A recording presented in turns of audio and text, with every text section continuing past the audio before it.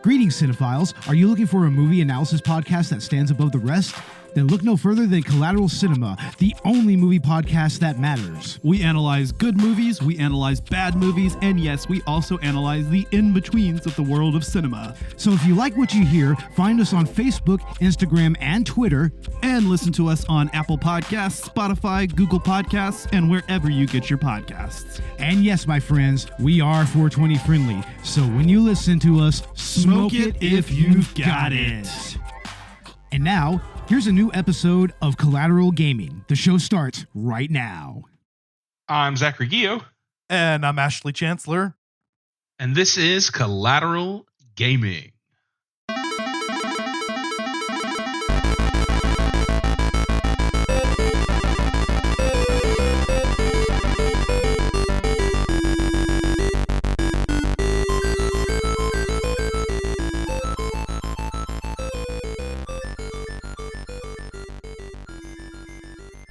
Welcome to Collateral Gaming, the only video game podcast that matters, where we focus on good games, bad games, and everything else in between in the world of gaming. We're podcasting straight from planet Earth in the Milky Way galaxy. And yes, my friends, we are indeed a 420 podcast, so whatever you have, be it bongs, blunts, dabs, or whatever else that is, unless it's fentanyl, don't do that. Smoke it if you've got it. Yes, sir. We got a big one today, man. This is really exciting to talk about this one because this is actually the first installment that we've gotten of one of these in forever. But yes, sir. Before we get into all that, brother, how are you, Ash? Oh, I'm doing great. We're just getting into the holiday season, so that's always a good time. Oh, yeah. Gonna be coming back home for an extended period of time. Yeah, brother. Good stuff. And yeah, you live like what, 3 hours away from where you grew up? Yeah, three or 4 hours. So it's always good when I get to visit back home, and I'm glad that my job is allowing me to work remote for the from the 16th all the way through to the end of the year, and I got vacation time. I'll have a few days that I'm just completely off, including Christmas. So I am excited. Yeah, that's definitely a dub. I wish that I had more time off for Christmas, but you know, we'll take what we can get. I like my job and I get paid decently, so you know, I'll just take the holidays as I can. I'm excited for Christmas. It's definitely one of my favorite times of the year, and I actually just celebrated my 28th birthday on Thursday. Yup. So it's been good. You know, I'm excited to get into this, and I'm excited to, you know, continue down the path. Danielle and I actually just recently bought our house, so we are now officially homeowners, which is exciting. Woo! And it's expensive. Oh yeah, love it. Yeah. I love spending large amounts of money. It hurts. But it's worth it. I feel you, brother. I just bought a new 4K 120 hertz TV per your recommendation. And man, I'm loving the shit out of it. I had to drop a good, $450 on it, and then I had to go buy a new TV stand. And yeah, but dude, that fucking shitty screen that you were playing on, the tiny ass one, you needed an upgrade. It was time. It was time. Seriously. And I'm so happy. COD looks so good. Mario and Luigi look so good on this. Yeah, you're actually getting a true 1080p 120 hertz experience with this new one. So I'm excited. Well, I don't think you can get 120 frames with the Switch. That would be crazy. Yeah. But dude, who knows though? This next console that we're getting might actually be something special that Nintendo actually gives us. They've already succeeded heavily with the Switch. They're And so cooking. I'm hoping with this, they are cooking. They're Ramsey in that shit. I'm hoping that this next console is probably the end of, you know, shitty performance from Nintendo, because we've gotten great games, but Breath of the Wild and Tears of the Kingdom deserved like 60 FPS, like high quality, high resolution, and what we got was full. And I really like Mario and Luigi, which we're talking about Brothership today, and that's kind of like a good segue into it, because while it looks great, it's capped at 30 frames per second because it can't go higher than that without basically making the Switch explode. And so it's a little frustrating, but at the same time, you know, it's not that big of a deal. It's capped at 30, and it doesn't even always consistently hold that either. There are moments of the game where, there are some frame drops, few and far between in my experience. And I have no complaints as far as the way that the game plays. I think it works well within those 30 frames. But yeah, it is kind of disappointing that with every major release, we've yet to get a game that hits 60. Like, I can't think of a single Switch title from, their first party releases that has. If I'm being honest, though, like if they had tried to do a full 60 frames per second, I think knowing Nintendo, it probably would have taken away from the quality of like the actual narrative of these stories. Yeah. Because I mean, look at Tears of the Kingdom and Breath of the Wild. You've got amazing games with decent stories, but they're capped at 30 FPS, and so that's why you have all these people that are emulating them and trying to get better performance and stuff like that. Yeah, I'm gonna have to turn Call of Duty off because it's not. I can't speak clearly and play this game at the same time. I'm trying to shred while speaking my mind. I cannot do that. Yeah, that's fair. You've got Tears of the Kingdom and Breath of the Wild, which are great games, but they don't perform the way they deserve to, which is why I think is part of the reason Nintendo gave us Skyward Sword HD. I think they were giving us a little bit of a taste of what's to come as far as quality and production from Nintendo. Because I'm thinking we'll probably get the next full 3D scale Zelda game in maybe 29, 30. And that game is going to be miraculous. No doubt. So, but Mario and Luigi Brothership, I hadn't played a Mario and Luigi game since Superstar Saga on Game Boy Advance. And I know you've been telling me about Bowser's Inside Story. There's Brothers in Time. There's so many other titles that I've never even tried to touch.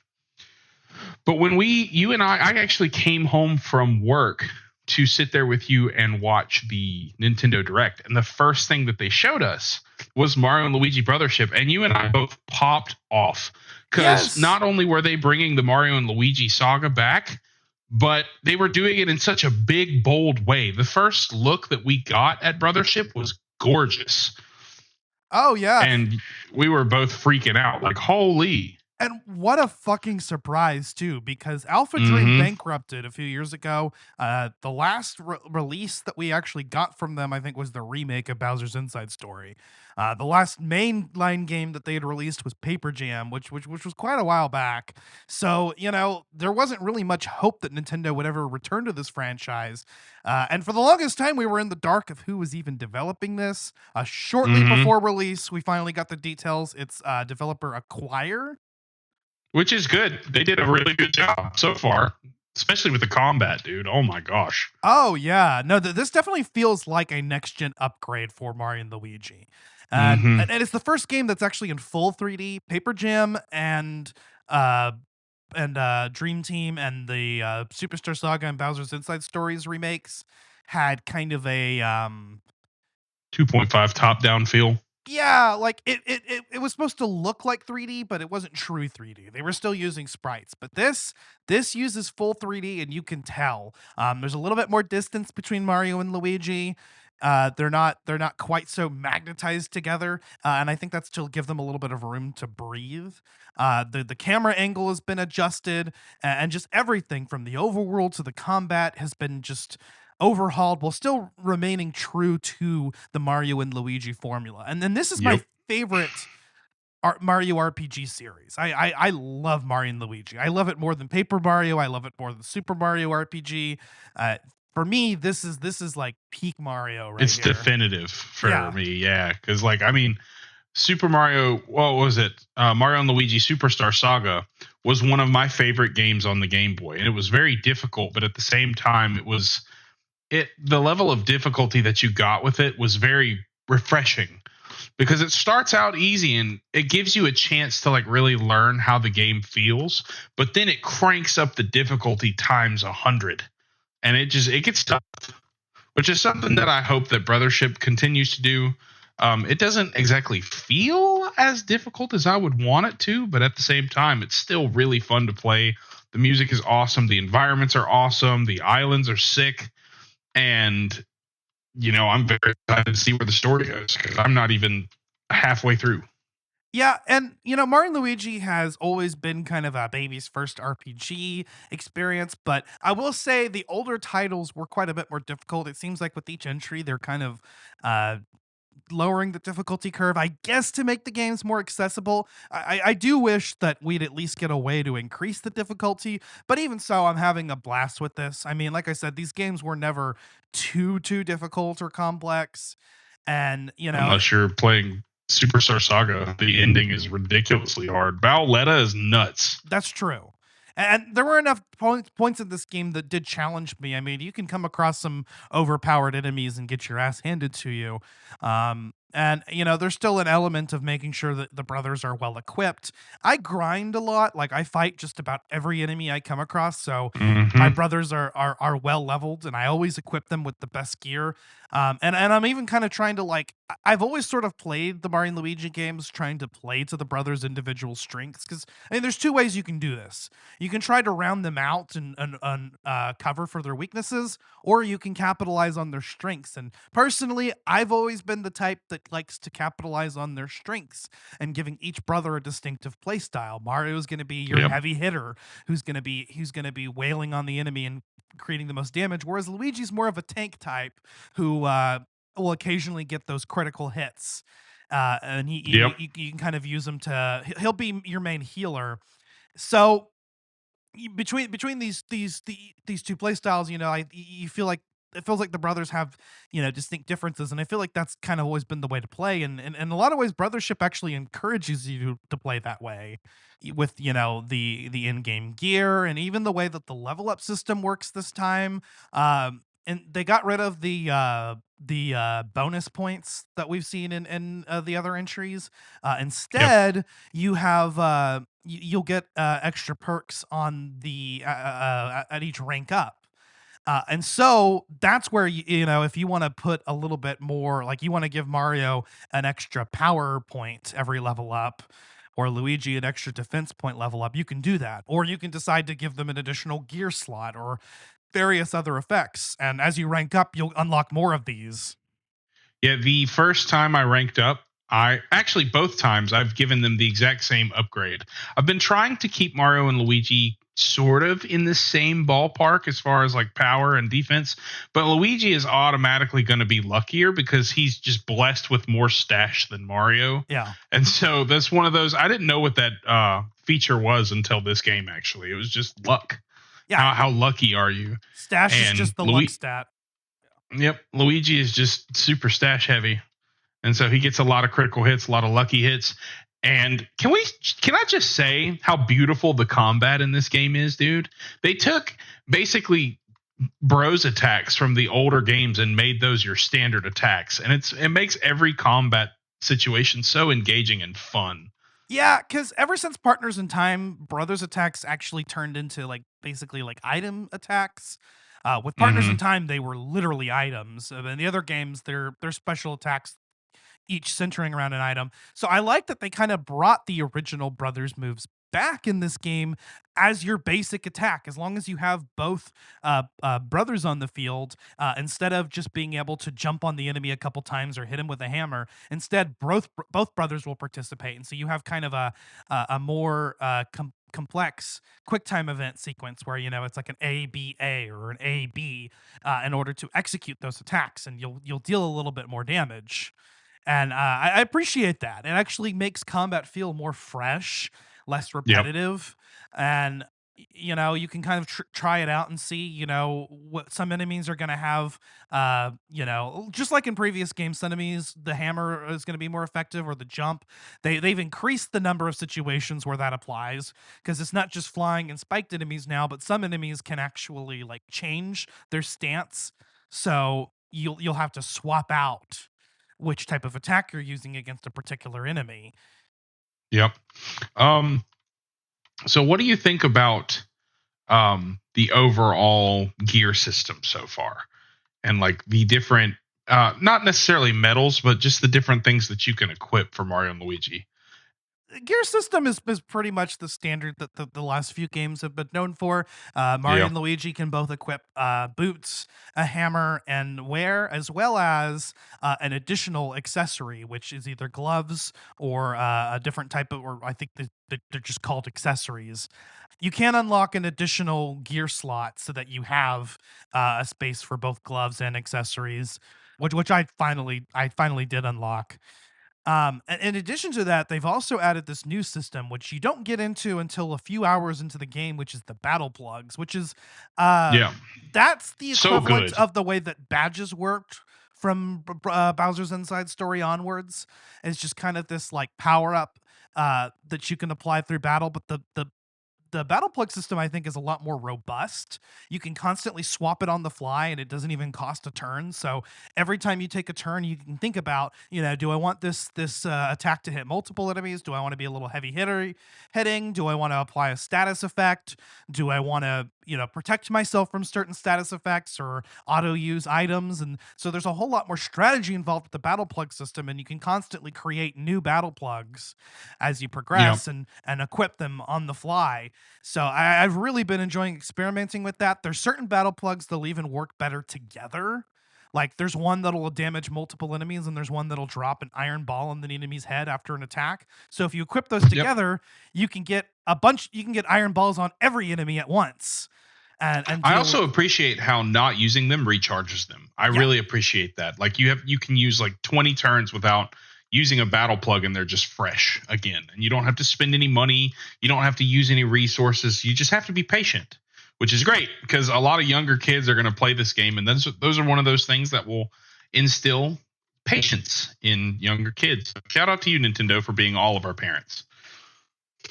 But yeah, the battle plug system is really awesome. I especially love the Iron Ball one because it's kind of like a surprise. And also, if you just need an extra heavy hand or a helping hand, I should say, especially on those slightly tougher enemies, then it's perfect. Yeah, like So, if your power stat's not as high, I mean, like for instance, my Luigi is doesn't isn't nearly as high powered as Mario is, so that little extra yeah. bit helps with him. And Luigi is good at getting those crits in. So with Luigi, I focus on those like multi hit attacks, like jump with the iron ball. Whereas Mario, I focus on maximizing damage output.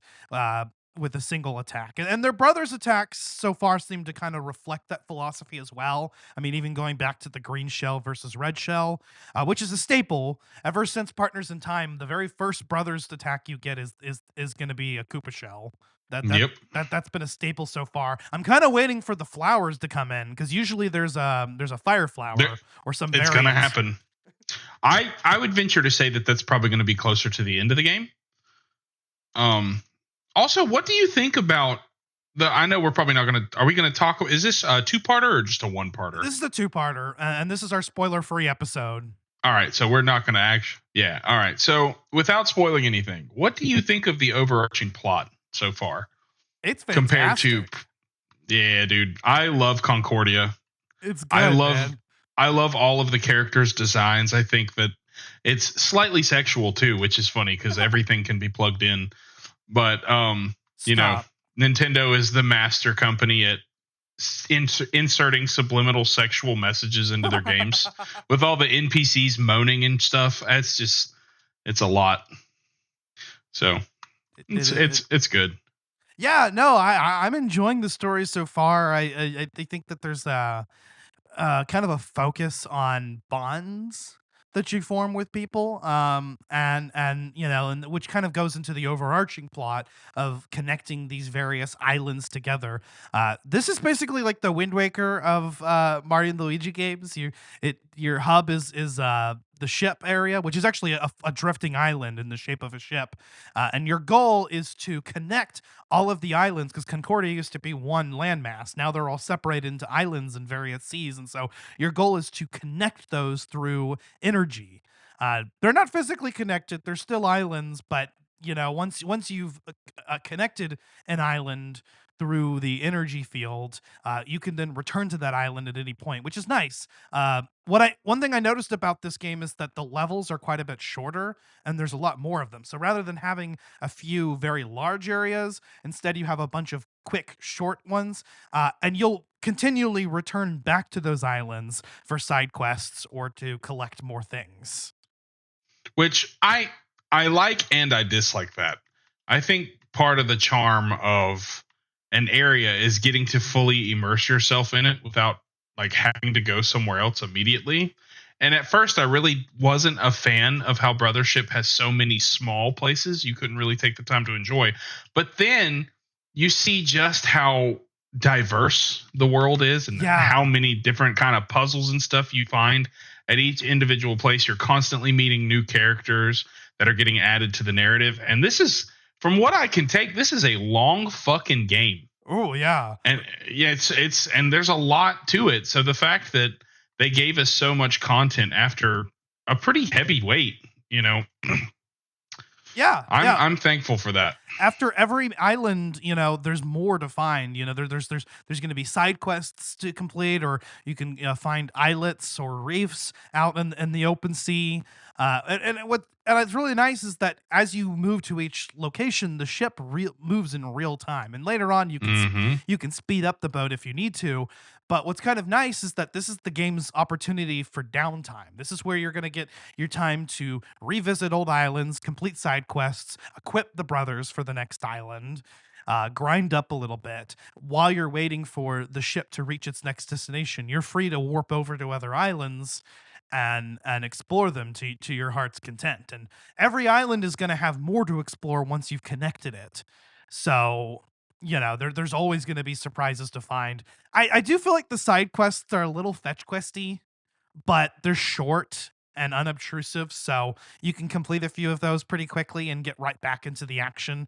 I'm surprised at how well paced the game is. Same, actually. It doesn't feel too slow, but the beginning was a little slow, but that's just because there was a lot to take in and a lot to learn. But once you like get to the second or third island, the game really starts to pick up, and especially when you get to that first boss encounter, boy howdy, the combat. I will circle back to how good the combat is like 3 or 4 times. I love how animated everything is, and I love when you level up the goofy ass faces that Mario and Luigi make. It's just it's a great time, and it's Luigi's a really good experience. Stupid fucking dance, I love it, and the I'm telling you, he's giving me the fuck me eyes. yeah, that's exactly what Danielle and I were thinking the first time we saw it. We were like, that man is trying to get the peen. But I love his little dance. Mario doesn't even dance during the level up. He just kind of like has more of an idle animation. He's clapping, yeah. But Luigi's got this stupid fucking dance, and I love it. I love it to death. I love Luigi in this game. There's this whole like Luigi logic mechanic, which is really fun. It enables you to do more things in the overworld and in boss battles. Every boss will have a sort of Luigi logic attack that you can use to exploit their weaknesses. But I love like the little goofy animations while he's trying to come up with something. Sometimes it'll be the simplest fucking thing, like and then he'll circle around a few times. Ah, and it's just like, okay, yeah, you can hit a block with the hammer. Good job, Luigi. Yeah. I love how involved they are making Luigi in this game, because I mean, let's face it, Mario is kind of the center stage for this whole franchise, and the fact that they're branching out and they've made Peach Showtime. I don't know if you've played that game. I have not, and I probably won't. But Princess Peach Showtime, have you played it? I've not played it. It looks interesting. I'd probably try it out at some point, but I just haven't really had an excuse to. If you like the way that Luigi's fleshed out in this game, you'd probably like Dream Team as well. Dream Team has like a whole, like the whole plot revolves around Luigi in a sense, and there's a whole mechanic, like a whole like Luigi gimmick in that game as well. Once you go into the dream sequences, but I like that they gave him something to do, because you know, even the games reference it, like Lampshade, the whole like, oh yeah, and here's Luigi too, or sometimes they don't even refer to him by name. It's just Mario's brother.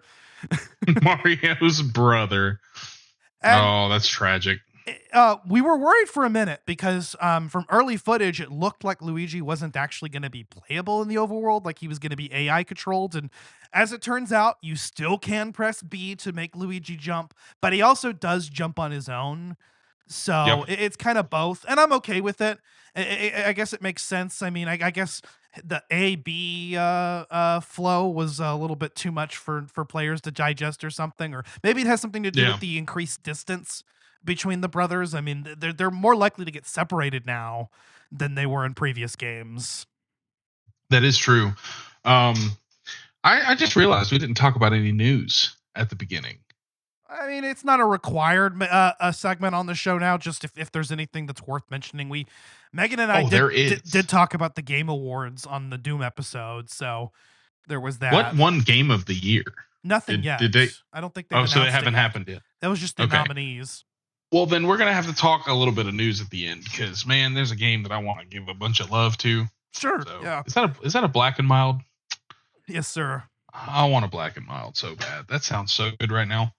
But- I quit cigarettes for these, and I'm not coughing my lungs out at night now. So, Brother, those are 80 times worse. all I'm telling you is I haven't been coughing my lungs out. So maybe there's How many of them a day are you having though? maybe Like, only a couple though. I can suck on one of these, and I don't even have to finish it in one sitting. Sometimes I do. Sometimes I'll leave more for later, which is nice. She said. So that doesn't make sense. Whatever. But but yeah, there's definitely a game that I want to give some love to. I don't know how much more we can say about Brothership without spoilers, but I'm sure we can figure something out. We've only been talking for like 20 minutes. Yeah. 25 minutes. Yeah. So circling back to the combat and the boss battles, I touched on it earlier, but like every boss battle now has this like unique Luigi logic mechanic, which makes the boss battles more exciting. Also, the boss battles are some of the more difficult parts of the game, which is nice because when you chug through and you're fighting all of these low level enemies, it starts to feel a little. It starts to wear on you a little bit, and you're like, okay, Getting a little repetitive, yeah. The game has started to feel a little repetitive to me, so I hope that soon in the story they kind of turn up the formula a little bit. They did a little bit in this last chapter with the whole Peach thing. Like, Yeah. Actually, I don't want to get into that because that's a spoiler, but Yeah, I mean, we knew Princess Peach was going to be in it, but let's be honest here. We don't exactly know where that's going. I mean, you might. I don't. I don't know anything about that just yet. I just know that she is in the game somewhere.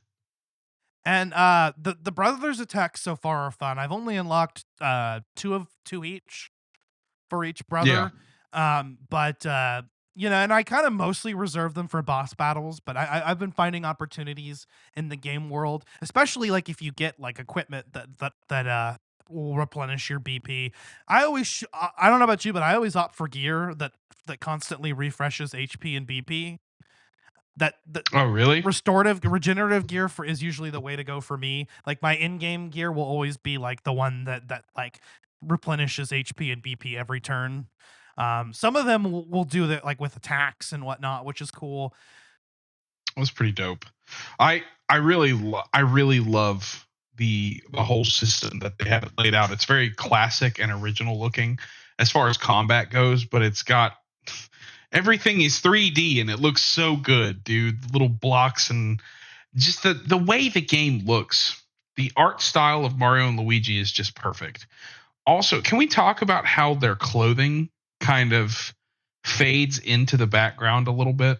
If you notice looking at the top of their overalls and their shirts, it's like slightly purple because it's like fading into the background. So they opted for yet another evolution of the art style. Mario and Luigi games have always kind of had their own distinctive art style, which over the years has started to sort of match the mainstream series more and more. To my chagrin, I kind of enjoyed the original artwork, but they've managed to evolve it yet again, and I think kind of give it its own distinctive feel this time. Like you said, like the colors in Mario and Luigi kind of blend together, which is interesting.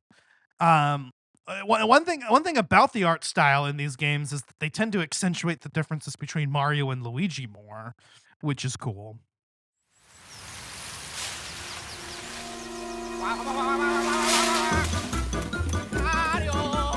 Luigi? Oh, no. Huh? What?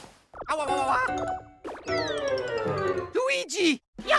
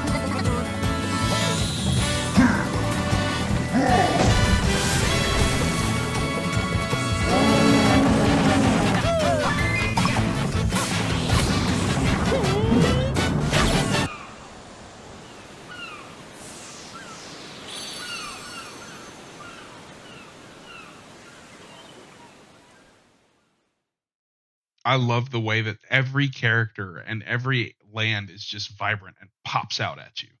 Nothing about the world or the characters or the setting, nothing is dull. Everything is super what's the word I'm looking for? Vibrant. Yeah. You know what I mean? Oh yeah, So yeah. it's, They it's went. just it's incredible. They went for like a whole new color direction with this. It honestly looks gorgeous. This is one of the better looking games on the Switch. And Yeah. I'd be interested to see like where they go with the franchise in the future with the Switch 2 hardware. I mean, I'd love to see a Mario and Luigi game locked in at 60 frames and really taking advantage of that hardware. I mean, it finally feels like the series has sort of evolved Yeah. It really has. for the hardware. They're not gonna take it back. They're not gonna backtrack after this. I guarantee you, with this new console coming out, dude, it's gonna be gorgeous. We're gonna get the most cell shaded, beautiful 60 FPS, deep color. I almost said deep throat. Deep color, deep color visuals that we've ever seen in a Mario and Luigi game. I am happy though that Mario or Metroid Prime Remastered still takes the cake though as the best looking game on the Switch. That game does Hands run down. at 60, doesn't it? It does, and Yeah. it's fucking beautiful. One of the only Switch I don't know. Technically, it's not a first party. Well, Nintendo still published it, so I guess it is a first party title, but it's a different developer. Yeah, I think that's the only Switch game I can think of, first party Switch title that actually hits 60 frames. Super Smash Bros.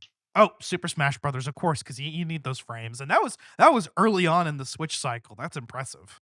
Yeah, 2018. Also, Super Mario Odyssey runs at 60 FPS. Does it really? Yeah, that's so good too. It doesn't there the entirety of that game I didn't experience one single frame dip. And to be honest, I think that Mario and Luigi Brothership kind of took some notes from Odyssey with how Mario's character design is and how free flowing the movement is. Yeah, the movement feels good. I mean, the Mario and Luigi games are always locked to an eight axis. Like even the quote unquote 3D games, Yeah. you were still locked into moving in specific directions. But now they've got full range of movement. I think again that's where that like Luigi having a little bit more independence comes in. I like that as you're moving throughout the world, you can use Luigi logic to send him off to do other tasks. So if you don't want to hold that item, you can have Luigi do it and you can pass it between both brothers in order to get through the environment. You can have Luigi go and hit the hammer blocks or pull the turnips from the ground while you're moving around. You can help him chase down those little collectible things. I forget what they're called. Yeah. You got okay, now I got let's see.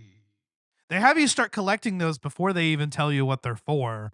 It isn't until you get past like the first area of the game, the first sea, that you actually unlock the battle plugs that those are used for. The connector, I think, is the name of like the energy. But I think The connector. I think the little guys are called something else. All right, now we're in a competition to see who can find it first. Yeah. Luminades. Oh, damn it. Sprite bulbs. Okay, so Bright bulbs, that's what they are. Luminades Fuck, is actually the name of the energy, and they're called the little creatures are called sprite bulbs. Yeah. Okay, that makes sense. Yeah. Damn. I want to be the one. I'm yawning. Sorry. I wanted to be the one who found it first. I'm sad. It's all right, though. But yeah, I love, I think that's really the major collectible that you can find other than just hitting all the blocks and everything. The beans return and function the same as they do the last few games, which is differently from Superstar Saga, of course. But I think at least from Bowser's Inside Story on, possibly Partners in Time 2, it's been a while since I played it, the way that they function is just permanent stat upgrades. So you can freely allocate a point of a particular stat corresponding to each type of bean in order to power up the brothers a little bit more, which is useful, again, in kind of, building them both up. You can kind of have builds for each brother. And I like how the beans have kind of stayed too. I feel like every Mario and Luigi game I've played has had beans in some form or fashion. Yeah. Almost like, the nuts and the syrup and the Boo Biscuits are new though. I like the Boo Biscuits. The Boo Those are Biscuits, they were in a previous game. I know for sure they were in the Bowser's Inside Story remake. They might have been in the original game too. But yeah, the Boo Biscuits are a returning item. But yeah, it is kind of interesting that they kept the beans in because the beans were originally a feature of the Bean Kingdom. And I guess they just decided the Superstar Saga, yeah. I guess they just decided that, like the beans are just going to be a permanent part of the series, which gives it its own flavor. I mean, it's the same items that we've been using the past several games, like like you said, like the mushrooms and the syrup jars, those all function the same as they did before. And the nuts. Yeah, Danielle and I always make a joke every time we see Super Nut or Ultra Nut. Ultra Nut. Ultra Nut. Whenever I see Kat Dennings. Ultra Nut. Or Sydney Sweeney. Stop. I'm watching a playthrough right now, and there's another Luigi logic moment where like he gets the idea to he scratches his head for several seconds and turns it around in a circle, just to figure out that he should probably go ahead and collect the coins that are green with his initial on them. Oh, that's right. I can collect coins independently of my brother. There's a few new puzzles that kind of revolve around that whole mechanic too. Like there's those platforms where you have to use each brother to jump between them. There's like the weight puzzles and whatnot. And I feel like the puzzles are a lot more involved this time. Just kind of utilizing those logic gimmicks. They held out for a while before they even give you any brothers moves you can use in the overworld. Yeah, and I think it's like towards the end of the first Great Lighthouse, I think, that you get your first brother move. Yeah, or no. You get it before that. I don't remember exactly where it happens. But it's towards the end of the first like C section. I remember that, and then you don't get the other one for until a part of the ways through the next C.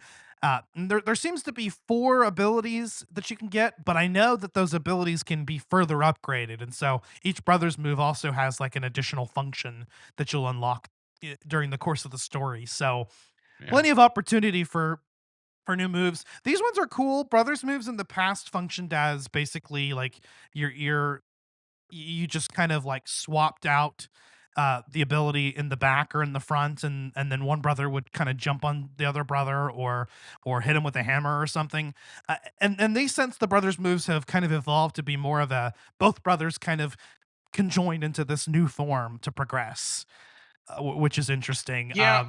I didn't know how I felt about it, but then I warmed up to it and it was still stupid. But It's funny because it's cute. I think that's more what they were going for than anything. I'm down Yeah. with the sickness. Yeah. I'm here for it. I like the new brothers moves. I think they're fun. And the fact is that the puzzles rely a lot less on the brothers moves than they did in the past. A lot of them just kind of revolving around moving the brothers independently to perform tasks. I was a little Yeah. underwhelmed by the puzzle difficulty at first, but as the game has progressed, they're becoming more complex, which is nice.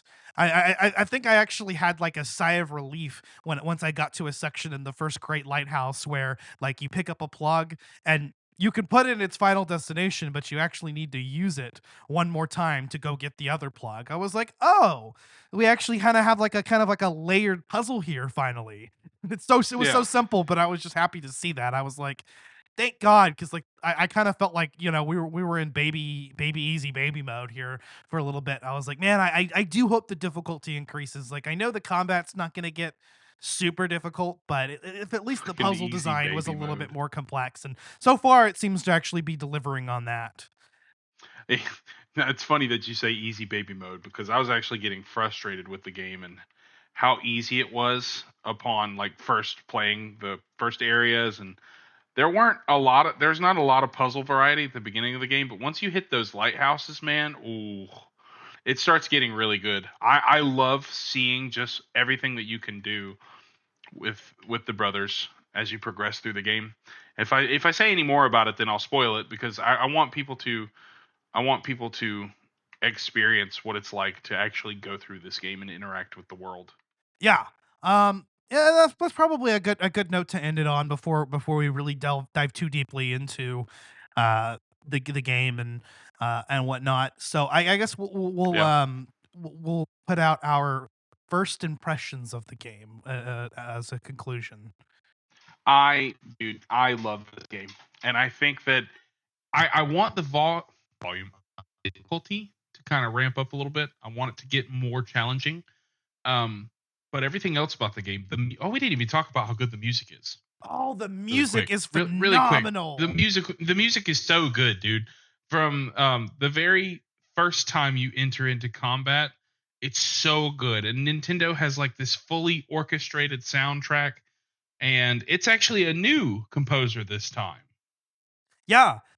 This was composed by Hideki Sakamoto, who was behind I believe Super Smash Brothers for 3DS and Wii U. Yeah.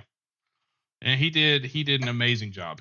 And plus I'm a trumpet player, and so the fact that he utilizes trumpets so well just brings me so much happiness. He's also worked on the Pokemon Mystery Dungeon series. He's done Yakuza. Yep. Super Smash Brothers Ultimate. I mentioned the 3DS and Wii U game. I was like, no, I think there was another game that he was no, it was Ultimate. Yeah, that he was involved in, and that's a fucking Which banger soundtrack. yeah, that game is I love Super Smash Bros. Ultimate, man. It's so It's good. the definitive Smash Brothers game. I mean, you can't argue with that. It has every character. That is true, and I don't know if they're going to make another one, but I really hope that they do. I don't know where they would go with it, but who I always cares, thought right? it would be cool to add a Mario and Luigi character in the game, like from the RPG series. Give them the Like RPG series Birdo. art style and have them be like and have them function as a unit. I always thought Mario and Luigi as a character would be fun. Yeah, or like Birdo. Or what's the name of the thief from Superstar Saga? Do you remember him? Popple.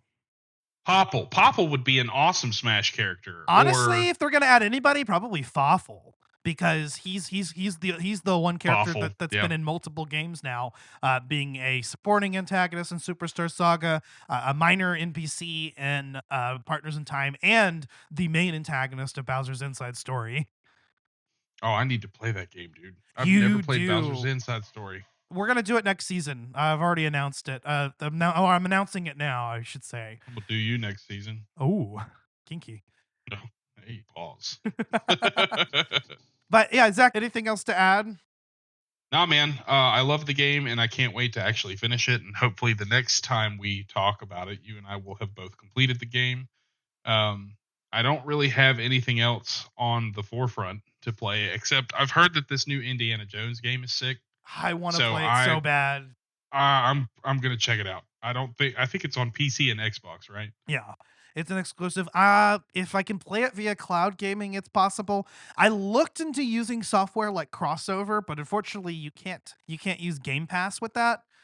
So Yeah. I would need to purchase the game, and I don't want to purchase the game until I know 100% that I can play it on my Yeah, Mac. and what's interesting about this Indiana Jones game is that it's first person.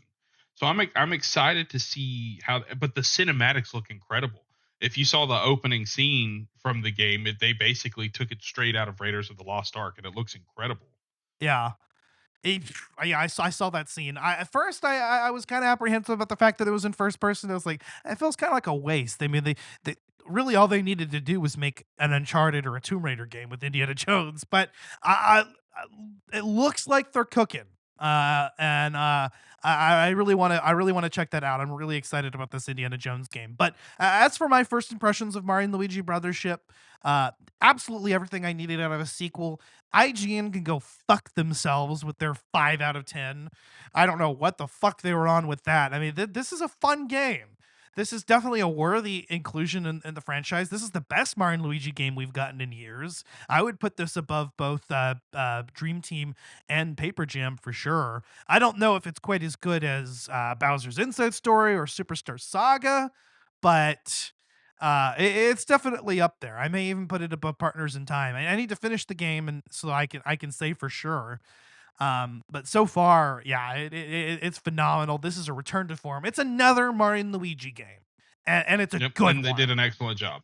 They did an excellent job with it. There's a couple, like minor grumbles as far as, like I said, the performance. The fact that this was weird. This is more of just like a getting used to kind of thing. But in battle, when you're selecting the block and selecting the enemy, you use A instead of B for Luigi.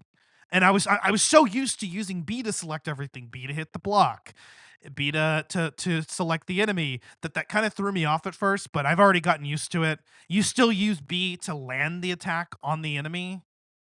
Yeah, it kind of takes away from the immersion a little bit. Yeah. Just a little bit, just a hair. Just a hair. I kind of prefer it the old way, but it's such a minor complaint that, I don't think it matters too much. The puzzles so far have been fun. There's a couple that I thought, oh, okay, that's kind of interesting. The soundtrack is incredible. I remember just pausing and like fucking just listening to the music. I remember late one night I sent you a clip because I got to I think it's the Desolate Island. And that soundtrack was so fucking good. I was like, holy shit. Yeah, they really popped off with the music, and I'm excited because I haven't heard half of the soundtrack yet. Yeah, I've gotten past the first 2 Great Lighthouses at this point. I've had a lot of games on my plate, so I haven't been able to finish this. But yeah, hopefully before part 2, we can both finish this game or get as far as possible so we can talk about this. So stay tuned for that very soon. I know we're running a little bit late on this. We're just over a month after the game's release for the part 1, and part 2 should have come out in November, but we'll get that out as quickly as possible so we can move on to our Zelda month content. And I am so excited. Mr. Dan Rockwood will be joining us for our Ocarina of Time episode, which is again going to be a 2-part episode, along with guests from the last video game podcast. So very soon here, we need to coordinate a time that's going to work for everyone so we can go ahead and get that recorded. And then for the holiday special, we meant to do it last year. We're going to do The Grinch. Yeah, that's my childhood game right there. I know. love The Grinch. It's going to be fun. On it's going to be a good time. The PlayStation 1 and Dreamcast. Yeah, specifically. Yes. But the definitive version is on the Dreamcast because for some reason it runs like an old block of cheese on the PlayStation 1. Yeah, I might have played the PlayStation 1 version originally whenever we was playing it last year. I'll have an opportunity to restart the game now, so I'll probably just start it over on Dreamcast so that I can play the definitive version of it. But I'm excited about that. We'll also have a post-holiday bonus round content that's going to be on Angry Video Game Nerd Season 3. So we'll do our top 5 episodes. Bo and I have been doing that the past few years. And so it's kind of become a little bit of a tradition for us. And then we'll have our year in review episode sometime in January, Yeah, man. where we'll cover all of the releases that we didn't get a chance to talk about, like Wukong. I know we wanted to do an episode on it. Um, it might be an opportunity to talk about Indiana Jones, because I don't think we'll have enough time to pop out another game launch episode this month. And a few others that I really wanted to get to. I at least want to mention Star Wars Outlaws, because I got it. Do you regret that decision? No, because I mean, it's fun enough. It's just a very unpolished game. Like they really should have spent more time on it before. But it's Ubisoft. I mean, what the fuck do you expect? I expect Ubisoft to go bankrupt within the next few years. That's what I expect.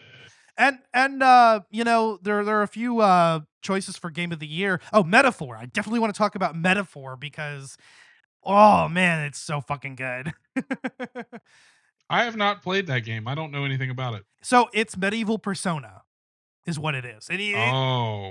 it's not technically part of the Persona IP. It's a new IP, but it is Persona. They just call them archetypes instead, and they work a little bit more like the job system in traditional RPGs, which is fun. Yeah. And it's set in a medieval setting. It's really cool. It's I got a fantastic story. I remember I tried out the demo, enjoyed it so much I had to purchase the full game, and I just haven't got a chance to jump back into it because I've had so much on my plate. I don't blame you, dude. That we get busy, but I mean, we're in a really good season for video games right now. I mean, once Ash and I finish recording this, we're gonna play some Call of Duty. And Hell Black yeah. Ops 6 is a great time. They just need to almost knocked over the beer. Sorry. Black Ops 6 is a great time. They just need to polish skill-based matchmaking, because holy shit is it intense. No kidding. It is so much, bro. It is insanity. Speaking of Call of Duty Black Ops 6, I did just start a new Let's Play series, Call of Duty Saturday. I just released the second episode of that. So on our first episode, we focused on the multiplayer. Just yesterday, as of the time of recording this, I released a new episode on zombies, trying out the new Citadel de Mor map. And next week, I think we're going to jump into the campaign. And we'll kind of cycle through that. We'll hit Warzone. We'll jump back to the multiplayer. And I think we'll kind of just cycle through each of the game modes. If we feel like it strikes our fancy to revisit an older Call of Duty title, I might do that too, but mainly focusing on Black Ops 6 and Warzone. Yeah. Until the next release. Also, Bo started, and I was there for the first episode with Robert, a new Let's Play series on the Ace Attorney franchise, Phoenix Wright Wednesdays. So on Collateral Let's Play, we have Phoenix Wright Wednesdays and Call of Duty Saturdays. We're jumping through each case right now of the first Ace Attorney game, Phoenix Wright Ace Attorney. We'll get through the trilogy and then beyond, to the other games in the franchise. I don't know if we'll rename it Apollo Justice Wednesdays after that, or Ryunosuke Naruhodo Wednesdays, but Yeah. we'll get through every game in the franchise one section at a time. But you can go check out our first episode, where we covered the entirety of the very first case, the first Turnabout. And here this upcoming Wednesday, we'll start the second case, Turnabout Sisters. And I'm really excited. I probably won't be able to make every one of those, but every time I'm down, I'm going to be jumping on that, because I fucking love Ace Attorney. Yeah. Yeah, I've played a couple of the cases, and it's a really, really fun time. So if you have a chance to get your hands on Ace Attorney, definitely take it. But you can find Collateral Let's Play on both the Collateral Gaming and Collateral Cinema YouTube channels. That's where we host that content. And also hit us up on social media. We do have a Blue Sky and a Threads now. So if you're migrating away from that Dead Bird app, and I say good riddance, Yeah. go check us out on apps that aren't named after a letter of the alphabet, because that's just stupid. Yep. Yeah, I need to create a Blue Sky profile. Yeah, I you feel should, like man. about that. I think Megan's on Threads too. I followed her on there. She's been posting some I'm stuff. on Threads. Nice. Getting So, old, Ash. as far as Collateral Cinema goes, we did just get out our episode on Back to the Future recently, which was a fun time, and we Also, just last night, we recorded our first episode of Bad Movie December on Neil Breen's Pass Through. And we're also going to be covering Samurai Cop 1 and 2 with Frank from Geek Freaks. So stay tuned for both of those episodes from our sister podcast. If you like the show and you want to support us, go visit our merch store at TeePublic, where we have all kinds of merchandise, get you some Collateral swag, and help support the show. You can also buy us a coffee on Buy Me a Coffee. We do have a Patreon, and now that I have a capture card, I'd like to resume uploading exclusive Let's Play content to the Patreon. I think that's where we're going to be having like more of our full game playthroughs, as opposed to, our regular Let's Play content, which is just going to be, little bits of games or games that can be played quickly. So yeah, lots of stuff coming up. You can find Collateral's Gaming and Cinema wherever you get your podcasts. And I think that's about it for now. That's about it, man. There's a game that just came out on Thursday called Marvel Rivals. Yes. It's basically Overwatch. I tried it's basically it out. Overwatch. It's so good, dude. It is, dude. It's so good. It's really good. So we should probably play some of that too. But we yeah, should. Man, that might be a good Let's Play, actually. Oh, for sure, dude. 100%. Why not? Like we could take a break from Call of Duty 1 week and just shoot some Marvel Rivals or shoot it as a separate episode sometime. Because yeah, I really like that game. I love that they have their own lore. All the character designs are really interesting. I know some people were kind of like shitting on the designs of characters like Wolverine, but I think they're really unique and interesting. I really like that. Also, that sounds like Yuri Lowenthal as Spider-Man, and I'm here for more Yuri Lowenthal. It is Yuri Lowenthal. I actually looked at it and I was like, holy shit. Let's go. He seems to be like the main choice now for video games moving forward. I mean, because he was also in Ultimate Alliance 3. I think he showed up in some other games, maybe mobile games. He seems to be like the new voice of Spider-Man for video games, which is fantastic. Maybe they'll get an animated series with him. He is Spider-Man, bro. I love his voice. He is the perfect Peter Parker. Oh, he's my favorite Spider-Man. My favorite Peter Parker for sure. Top tier, man. I wish that he got more love, and it looks like he's starting to get that love. So I'm happy about it. Fuck yeah. Oh, but yeah, dude, I think that's about it. You know. Hell yeah, brother. So I think it's time for me to go take a fat dookie and play some Call of Duty. Call of Duty. Okay.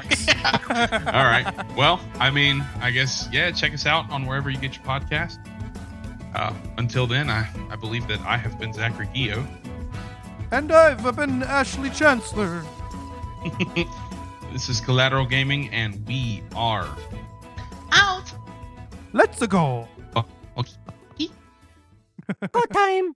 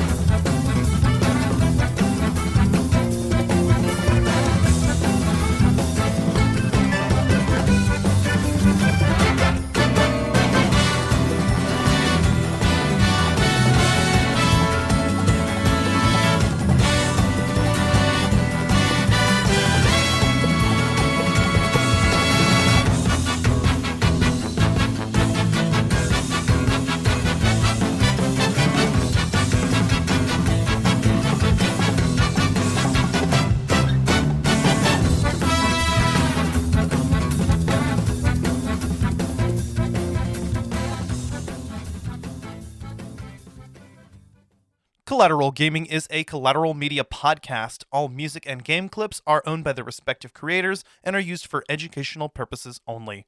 Please don't sue us. We're poor.